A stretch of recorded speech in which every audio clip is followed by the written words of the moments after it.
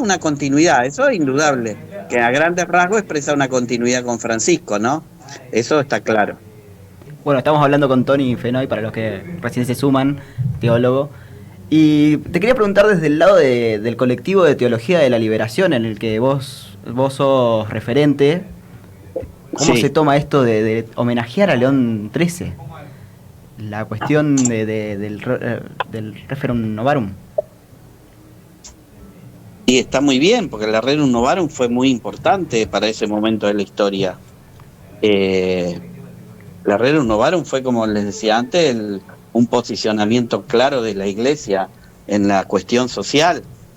Introdujo neta, a ver, la cuestión social está ya en el proyecto de Jesús y está en los primeros, los que se llaman los padres de la Iglesia, en los primeros siglos. ¿Qué sé yo? San Ambrosio en el siglo segundo decía, Dios creó todo para que todos tengan acceso a los bienes y no para que unos pocos se lo queden. Lo que vos tenés de más es porque se lo robaste a otro, así claramente lo dice. Lo que vos tenés de más en tu ropero, la ropa que tenés de más, todo eso es porque le falta a alguien que no lo tiene y por lo tanto se lo estás robando.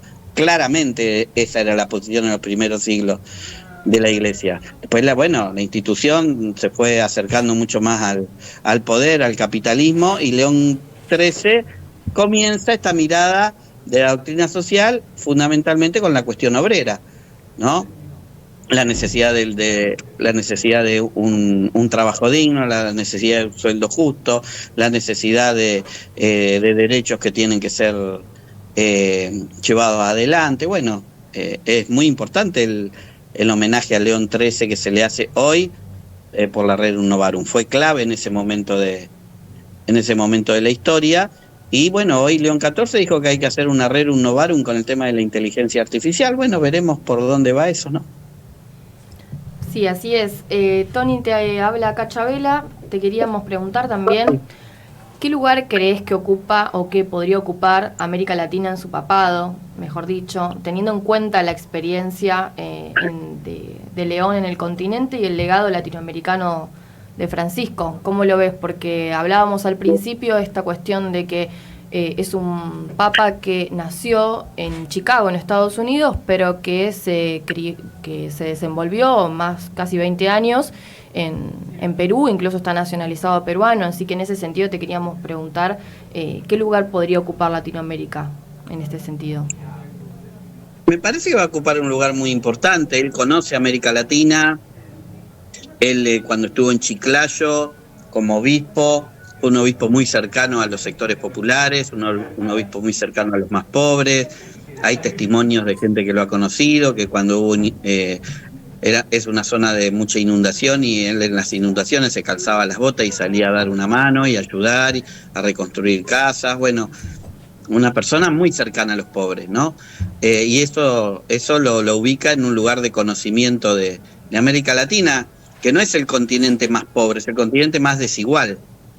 Ese es el karma que tenemos nosotros, la desigualdad, y me parece que él por ese lado va a tener una mirada cercana. A ver, no es la teología de la liberación, León XIV, como tampoco lo fue Francisco, pero indudablemente va a haber una predilección por los más pobres, una cercanía a los sectores populares, que en eso va a ser una continuidad de lo que fue Francisco, ¿no? Entonces me parece que le va a dar un lugar importante a América Latina. Y en relación a Estados Unidos, porque viste que hubo, a partir de su elección como papa, hubo muchos sectores que se lo quisieron apropiar por haber nacido justamente en Chicago y como que quizás esa apropiación era más ligada a, bueno, el papa americano que va a estar en un gobierno donde está Trump en Estados Unidos. ¿Qué pensás acerca de eso? Porque en realidad él no es trumpista, es justamente lo contrario. Sí, claramente. Sus declaraciones mientras fue cardenal, con el tema de la migración, en contra de la postura de Trump, del muro, en contra de la postura de Bukele. No, él claramente se para en un lugar de oposición al gobierno de Trump. Me parece que supongo que eso lo va a mantener, esa mirada, esa postura. Que tengamos claro que Trump quería que saliera el arzobispo de Nueva York, un arzobispo totalmente conservador, antigénero, bueno, antipolíticas de género. Entonces, me parece que va a ser una relación no fácil la de él con Estados Unidos.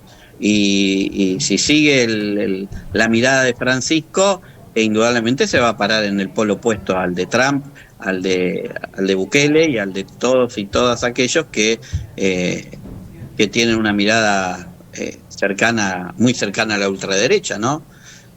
Así que en eso creo que va a haber también una continuidad con la mirada de Francisco. Tony, acá Francisco Solari, ¿qué tal? Un gusto. Te hago una consulta.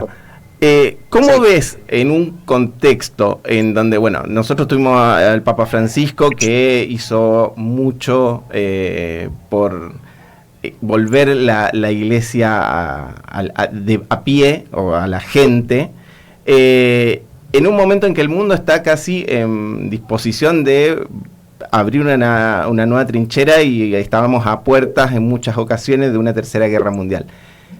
¿Qué rol le ves a una iglesia que está volviendo a encantar a sus fieles? ¿Qué rol puede cumplir ahora este Papa? Que ha tenido bastantes llamados a la paz, pero en los hechos, ¿cómo volvemos a retomar un camino más o menos en que no terminemos volando todos por los aires?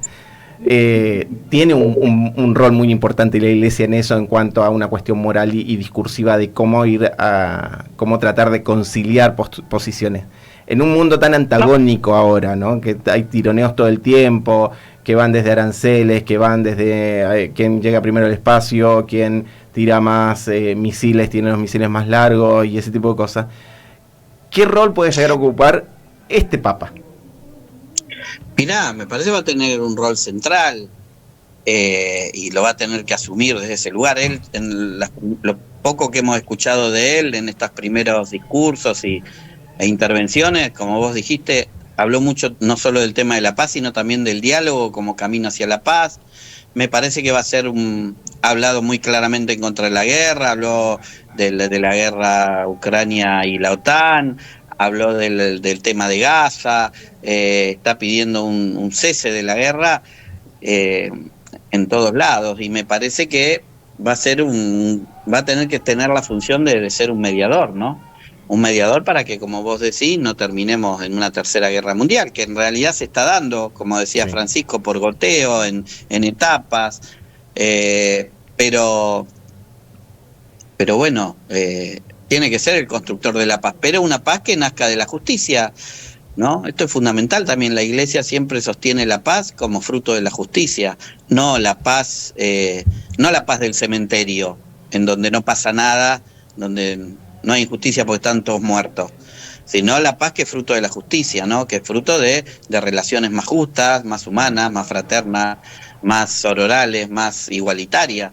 Desde ahí tendrá que ir construyendo la paz León XIV y erigirse en un líder de la paz, en un constructor de la paz, parándose en un lugar de mediador. Me parece que esa imagen la ha dejado, me parece que ese criterio él lo tiene y que va a ir por ese lado, ¿no? Yo creo que va a ser un gran defensor de la paz y va a pelear por esa paz en el mundo, ¿no?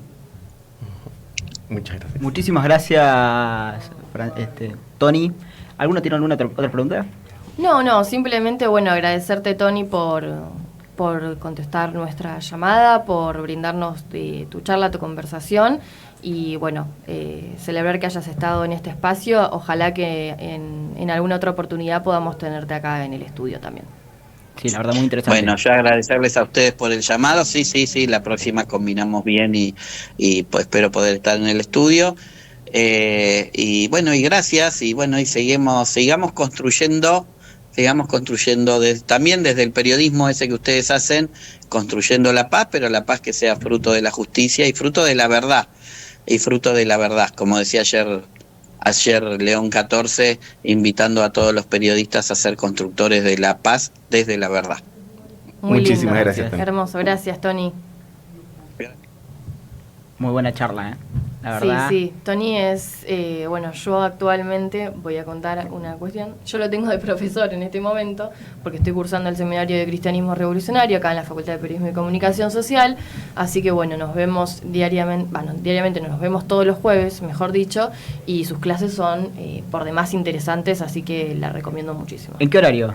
Estamos los jueves de 5:30 a 8. Ah, entonces los agarró cuando fue la Asunción. Cuando lo eligieron papa, él se anunció, estaban en clase. Sí, al otro día, aparte hablamos de eso. O sea, la verdad que estuvo...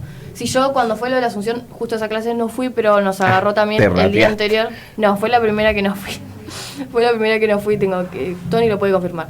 No, pero nos agarró como muy cerca en el momento en que falleció Francisco, entonces la clase también fue muy emocionante porque Tony pudo decir unas palabras, pudimos reflexionar colectivamente también de lo que había sido Francisco, y bueno, creo que de eso se trata también, ¿no? De construir esos espacios, como decía él recién, colectivamente, y sobre todo entre nosotros que somos comunicadores y periodistas en formación, así que es un seminario que es destinado a las dos orientaciones del ciclo superior, así que tanto los de Plani como los de Perio pueden participar.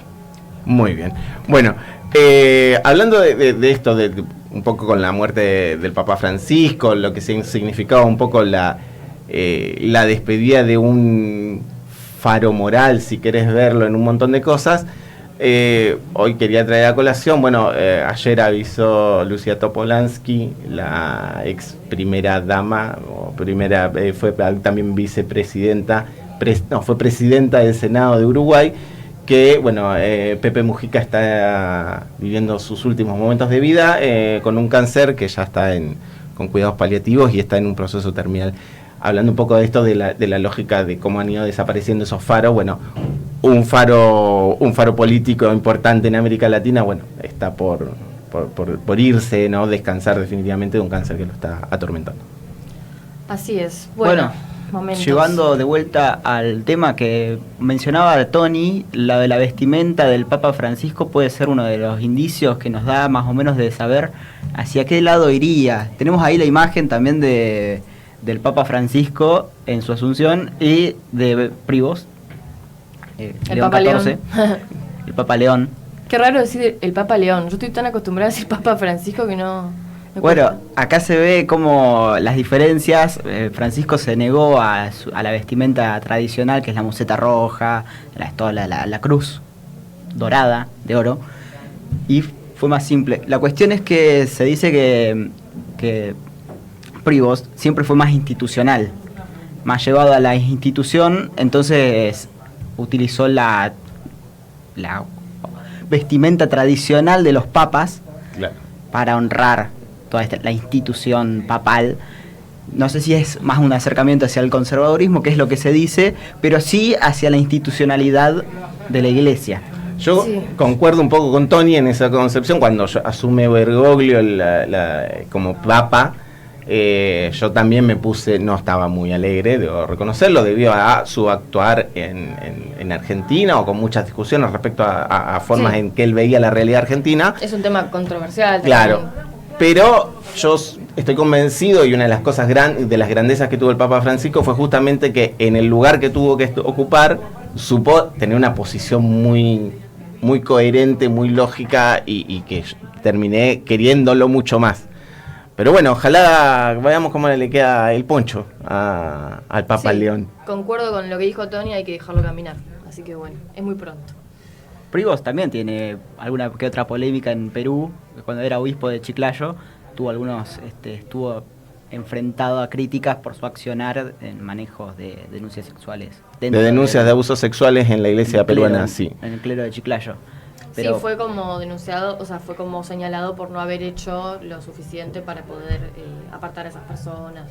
Pero bueno, creo que es un tema que todavía ni siquiera está resuelto. No, fue absuelto. Claro. El mismo clero le dijo que tuvo el manejo correcto, entonces hay como una cuestión de palabra contra palabra. Sí. Pero sí, también esta cuestión es dentro de Perú, que vivió como 20 años en Perú. Sí. Ya dije, pronunció sus primeras palabras fuera del latín en español. Sí. no inglés. No, ni hablar. Y volviendo brevemente, ¿no? Pues ya creo que tenemos que ir cerrando, pero brevemente a lo de la vestimenta. El otro día yo estaba escuchando una nota en Cenital donde un chico que justamente que es politólogo y que estudia todos estos temas, decía como, bueno, los lentes igual, nada, valen 2 pesos, los lentes que tiene, no tiene ni cadenas de oro, no tiene nada de esos elementos que por ahí podían tener otros papas antes de Francisco. Entonces es como una cuestión de que quizás servirnos de lo estético para pensarlo a León XIV como, bueno, cuál es su identidad o cuáles son sus ideas, quizás no nos ayudaría tanto, porque no es una persona ostentosa tampoco. Incluso no estaba usando los típicos zapatos rojos, me parece que son los que te ofrece la iglesia cuando vos asumís el papado. Y bueno, un montón de cuestiones que quizás hacen a lo simbólico y que él quizás no los estaba definiendo tanto, como no completamente austero, pero tampoco los papas anteriores a Francisco. Así que bueno. Eso. Veremos en qué depara este nuevo papado, si sigue el linaje de Francisco, si... Lo que hay que ver es si el Opus Dei está enojado. Si el Opus Dei está enojado, yo estoy contento. Bueno, muchísimas gracias. Nos veremos el próximo martes con mis flamantes compañeros. Operación, muchísimas gracias. Allá Moren en producción. Nos vemos mañana con Fuimos Todas. Pasado mañana con Señora Patotera, el viernes con un cacho de cultura. Toda la semana estamos. Toda la semana estamos. Mandémosle un saludo a Tato, que está nuestro operador de siempre, que estaba enfermo. Le mandamos un abrazo. Mandamos un abrazo. A las redes de A Dónde Vamos a Parar. Estamos en Instagram, estamos en Twitch. Claro. Estamos en YouTube. Así que bueno. Ni bien asumido León, subimos un post sobre el Rerum Novarum. Así que pueden seguirnos. Sí, tenemos novedades. Y nos vemos. Nos vemos la próxima semana. Hasta luego.